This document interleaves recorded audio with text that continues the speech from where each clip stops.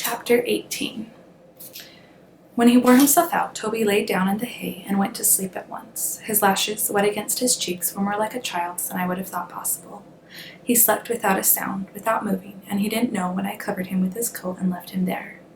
I climbed slowly out of the loft. Nearly falling once, I made my way down the stairs, through the stable below, and out through the open gate. It was odd, but everything had changed color, just a little. Everything was sharper, brighter.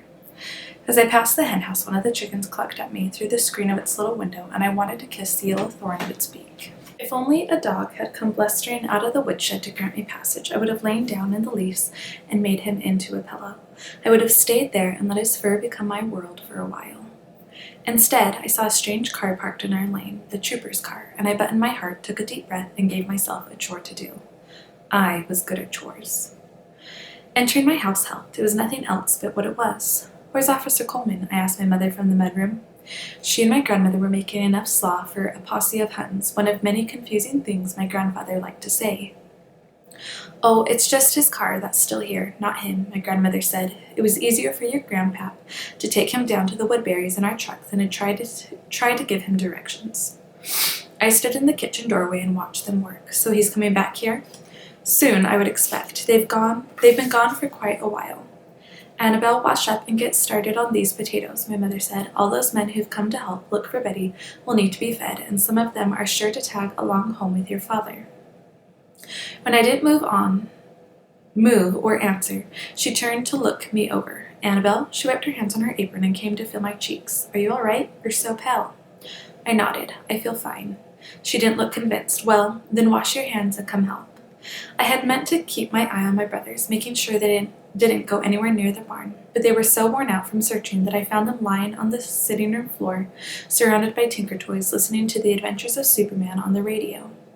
I felt quite old as I watched them, but then Officer Coleman came back with my grandfather, and in a trice I was a worried girl all over again.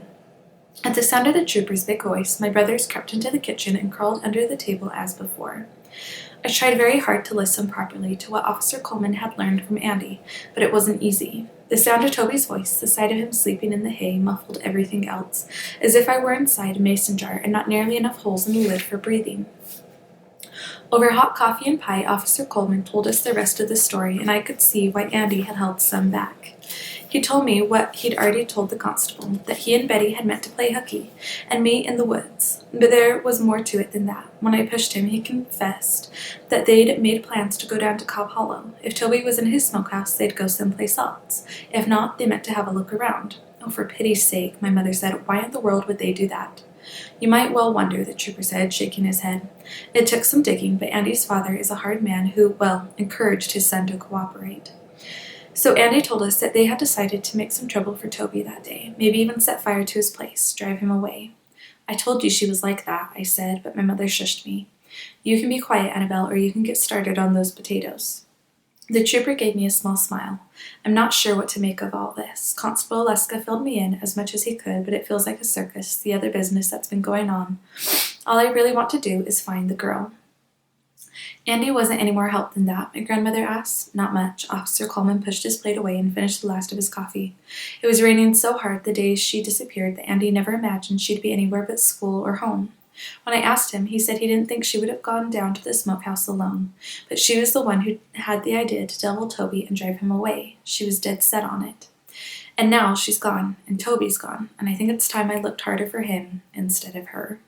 He stood up and put his hat back on. "I thank you for your hospitality, ma'am," he said to my mother, "and for your help," he said to my grandfather, "and yours," he said to me, "and yours," he said, bowing to peer under the table at Henry and James.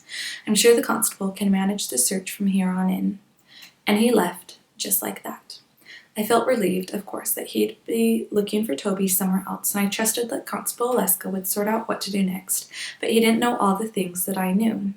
He didn't know that Betty had thrown that rock, regardless of the story that the picture or Betty herself had told. I didn't know that Toby hadn't taken her. He didn't know that Toby hadn't taken her. He didn't know that the bloody wire they'd found in the smokehouse didn't mean a thing, that Betty had put it there. I was sure of it. Which meant that she had indeed gone down to the smokehouse on the day she disappeared, while Toby was fishing under the creek bridge, while the rain came down in currents. And that's when the whisper in my head got louder. and I thought I knew where Betty was. "Potatoes, Annabel," my mother said. "Your father could be back any time and company with him." "Yes, ma'am," I said. The sink was full of huge potatoes, far easier to peel than small ones, and I let my hands do the work as the whisper gathered strength. I tried to poke holes in my theory, but it had a pretty tight skin. Every question I asked myself had an answer, every doubt a promise. She had to be there. It made sense that she was. I was tempted to tell someone right then and there, to fix what was wrong, without any more delay or confusion. Finding Betty wouldn't clear Toby, though. She had lied before, and she would lie again, saying things that nobody could prove untrue. How was Toby supposed to prove that he hadn't hurt Ruth or James or Betty herself? How was he supposed to explain why he'd been hiding out if he wasn't guilty of those things? I should have left him in his smokehouse. I should have left everything alone. What if he was forced to leave now, with winter coming on? "Annabel, when you finish with those potatoes, go fetch me a jar of peaches from the cellar." "Yes, ma'am," I said. Chores first, then whatever news my father brought home with him, and then, perhaps, I would tell them. When my father came through the door an hour later, he looked more than weary. "I don't know where that girl is," he said as he took off his boots, "but if she's anywhere around here, she's out of sight and earshot." A moment later, 4 of the men, 2 of them strangers to me, came filing in, equally worn out. 2 of them were Mr. Earl and Mr. Jim. I couldn't remember their last names, but I knew that Mr. Earl was a mechanic and Mr. Jim was a grocer.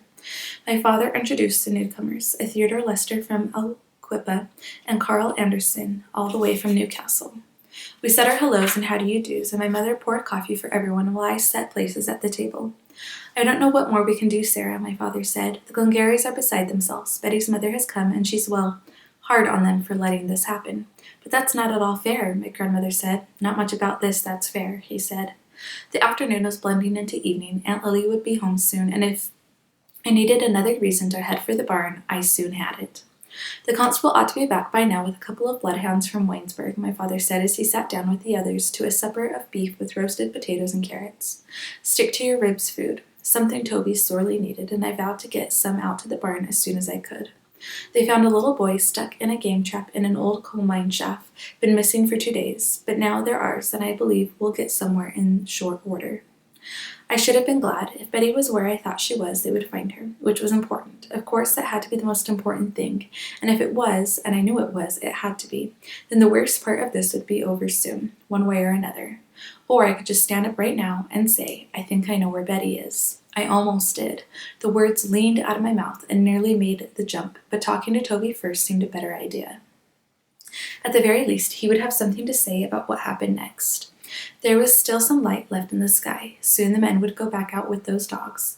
I slipped into the mudroom and put on my coat and boots, rummaged through the closet until I found an old wool plaid hunting coat my grandfather hadn't worn for some time, stuffed some gloves in its pockets, and slipped out the mudroom door.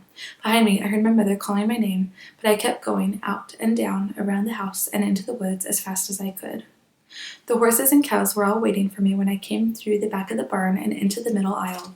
"You good girls," I said to the milk cows, opening the gate to their big stall and pulling some fresh hay out of their net and into the manger. The horses waited patiently, Dinah with her big head resting on Bill's back. "Sleepy girl, you come on in and settle down."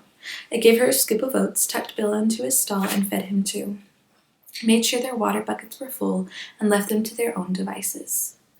Toby was awake when I reached the loft. He was sitting in the shadows, his head in his hands. I waited for him to look up at me. When he did, I was shocked at his sad white face.